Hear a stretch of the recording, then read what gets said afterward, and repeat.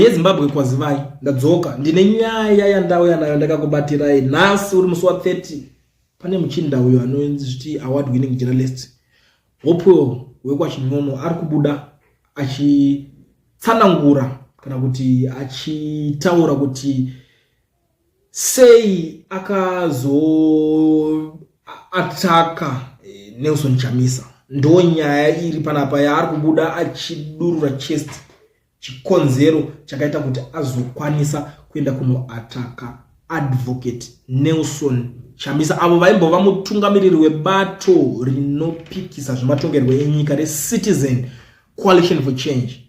So vahopo wechingono ndo pavari kuti a South African journalist asked me about the source of the discussion among some opposition supporters who claimed that I attacked Nelson Chamisa. I explained the whole story to the journalist, and after she asked why that would be a problem, I decided to set the record straight and close this chapter. So chapter yacho yazocloswa ndo ekuendera kumberi ari kuti Nelson Chamisa is the leading opposition leader in Zimbabwe, and as such what he says gets people talking or asking more questions. 2 weeks ago he wrote on Twitter about what's happening in Zimbabwe. One of his followers responded to the Twitter post asking, how do we do that? We really literally on our own. What's next, Mr. President? Nelson Chamisa responded, wait and see that our God is in it. I then replied to the tweet with this nonsense is now nesting. You can't keep repeating the same thing for the 7 years while children filling up the jails. It's either you are meant to lead or you are not leadership material.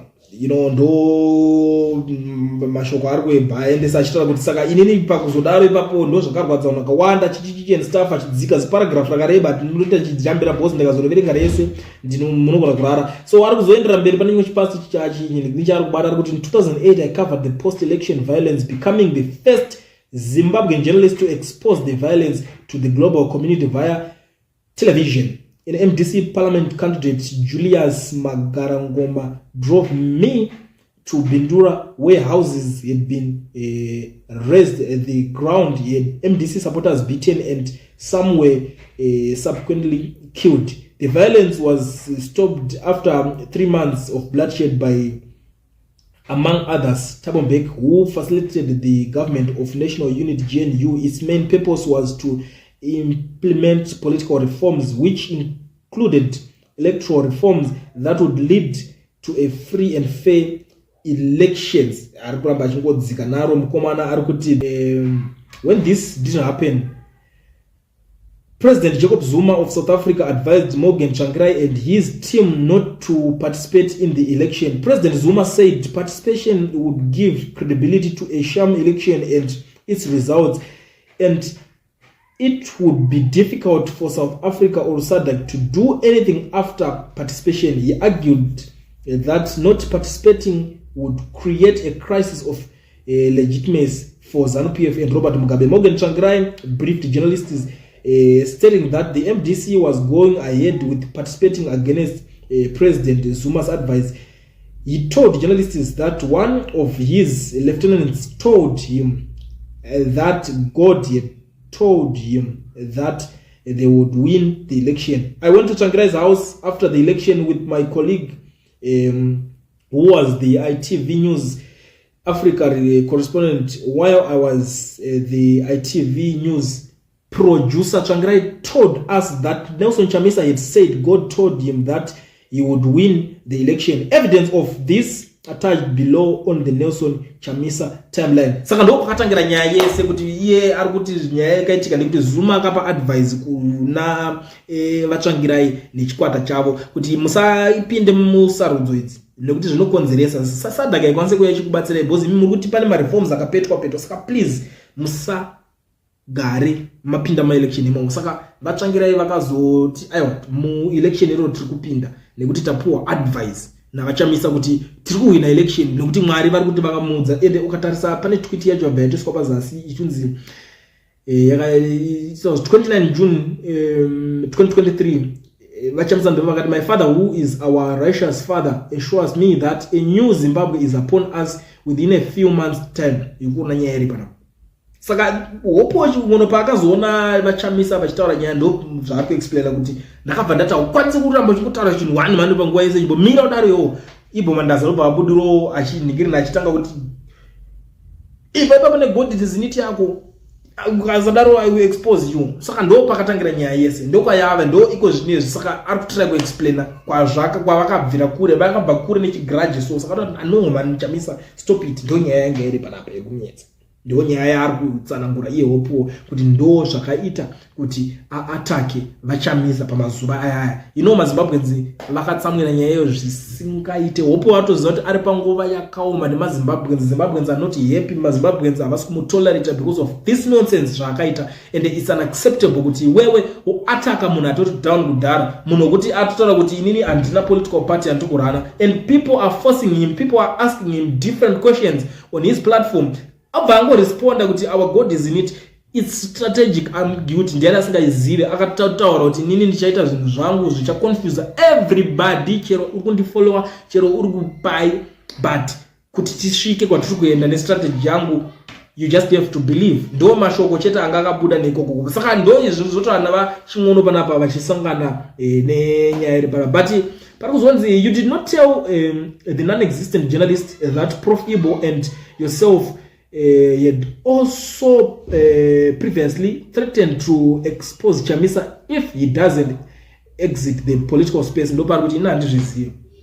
And I don't even know. I'm not even nyaya idzodzo ndibvunze dzangu. Unongwa kuziva kuti zvinhu zvatanga ka zvinhu zvatopa munguva yakaoma. Some people are very quick to read and understand as well as of course.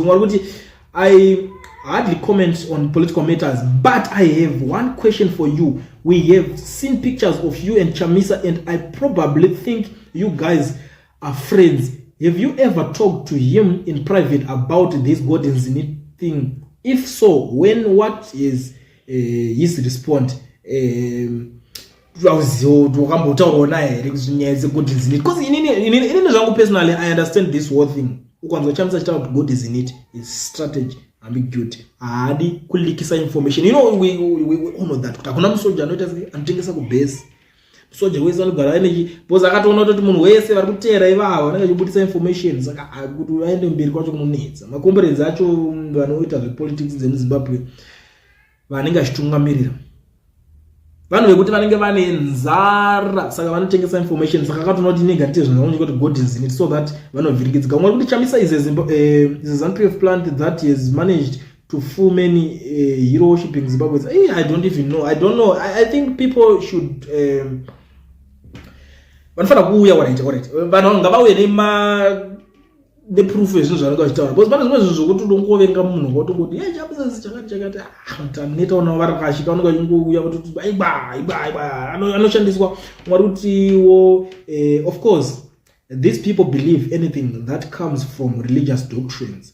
It's no wonder why Magaya and Makandiwa are rich. Zimbabweans will believe anything that is God in the same sentence as if the words are coming from God himself. Yeah. And those are story. We are a Christian country. Those are story. And Zimbabweans are deep pana Mwari. Nikuda kwa matongero wenyika. Kana zvaramba. Ati Mwari wachacha zoyane planeri. Ati Mwari ndio mkuru wezu. Saka mungaramba Mwari nekuti mimi political party yenyu iri kubiridzirwa ma election. Motonzi maramba Mwari. It's not fair and it's not reasonable. Mwari kuti the people who realize how weak our mind is are the same people who will use religion to further brainwash your weak mind. The pain I feel after realizing that it's not only ZANU-PF supporters who are stupid. ZANUism affected everyone. If people are really like we are doomed, I'm doomed. That's the first thing. I don't agree. We. I am doomed. And zvekuzonzi degree zvanyanya kudiko hatingarambe Mwari kanyaya yekuti zvinhu zvakadaizo. But anyway, vanhu maonero edu ezvinhu akasiyana and my beliefs atinoita akasiyana. Umwe wari kuti zvachamisa zvakadhakwa last ko iye Morgan regedza vomuti T-boy hapana kwakaenda nako. He was easily positioned by the so-called lieutenants of his. That's leadership. You know, every time ponongochita zvinhu zvakasiyana siyana, every time une vanhu vaunofamba navo, une vanhu vanokuadvisa, une vanhu vaunoteerera. Saka it's very important kuti uteerere. You can't be a leader usingateerere vanhu vari paside newe. Hazvibatsiri, hazvishande. Akadaro zvake ingirikini, but what's next? And then zvozodii kana adaro iye ingirikini changira pozi vakomana vanenge vari vakeka vekuti anenge achibvira kudhara, ende ukaunzwa munhu kuti Mwari andudza kuti tiri kupinda. Hangomhanyire kubhilivha because ndo zvaitika nekutanga, but zvinhu zvinenge zvakatoitika kumashure zvakawanda zvinenge zvichitaurwa nemunhu iye zvichiita sei zvichibudirira. Saka zvikuti Mwari atudza kuti nyika tiri kutora, it's not like, it's not something yekuti tinganyewa zviringiriki nawo mwana. Handiti kana maprofita anotombopotswa wanda vangani kumaprofits akapotsa election nemuZimbabwe zviriko. Mwari kuti the question that always gets me annoyed is, did the opposition have V11 forms or it was just a delaying tactic? Even themselves, they can't answer that. It's happening, guys. Because of reasons akawanda tinogara tichitaura kuti musaudzwe nyaya yekuti ma-V11 muri ma-1 gig strategy amugudpepe mukada uzotaura nyaya yema-V11 zvakutonetsa zvakutovhirikidza strategy amugud. So just believe ndo nyaya yanenge iripo, ndo zvine zvichitaurwa. Mwari kuti you said you are done with Chamisa, but here you are writing a composition on Chamisa. This Chamisa that etc siyana na Chamisa wofamba neplan yako wega. Chamisa siyana kana utoita zvepolitics dzemuZimbabwe. Look at ZANU-PF. ZANU-PF iri kuita zvese zviri kufungwa iri kuita nditi pakatovhiringika chinhu vanobva ngoti but Chamisa unongonzwa zita raChamisa ratodregwa in. Unoshoti kapinda papi kuChamisa but apa mana Chamisa ana political party unonzwa atopinzwa imomo. Chamisa vakazotanga kugadzira tuma facts zo izvo zvikonzaiwa Chamisa ndiye munhu akanovhoterwa saka ndiye watinotofesa naye. But zangaona kuti akapedzera akanda chijoka akati chimboita yawo mana inini zveso ndapa side. Saka iko zvine zvinenge kuti Chamisa akomana Mwari kuti you have been attacking Nelson Chamisa for a long time. Your response 2 weeks ago didn't lead that to conclusion of you attacking Nelson Chamisa. You have been doing that for a long time. Nelson Chamisa is allowed to try his own strategies, and if people believe in him, you don't have monopoly of ideas. Vachimono vanhu vanofana kungoita zvozvo vega. Wakabvira kudhara kuti ngoataka munhu ndozvitaura nevamwe. Hopo nezuro uno wakati iwewe you are not going to comment on Chamisa. Ndo nyaya yacho iripo nzara. Amutomboifambisi ngiri social media yacho. Amuifambisi mukasataura nezvaChamisa kupolitics. Ndozvo story. No broker, ndo zviri. That's why vari kutomhanyira kuti Chamisa vanotoziva Chamisa ndo baba wavo panyaya dzematongerwo enyika dzekupikisa idzi. They know that. That's why they are trying everything kuti vanongoreka mamboti atasiyana naye. Kuti aiwa mani but chief taniti mamboti masiyana naye. Anyway, muri Zimbabwe pana panozwa Queen TV ndinoweka nyaya kunge mates the nyaya metizhen am here ndo kubasa ikoko takachipikira chibasa ichi. Ndangoti ndingopfura nepanapa. Kana ichinge wasvika panapa first time yako, it's very important tanga nekusubscribe. Walike this video kuitira kuti ZANU-PF iboyikane. Ndoramba ndichidzoka nema updates nezvimwe zvese zvinenge zvichiitika.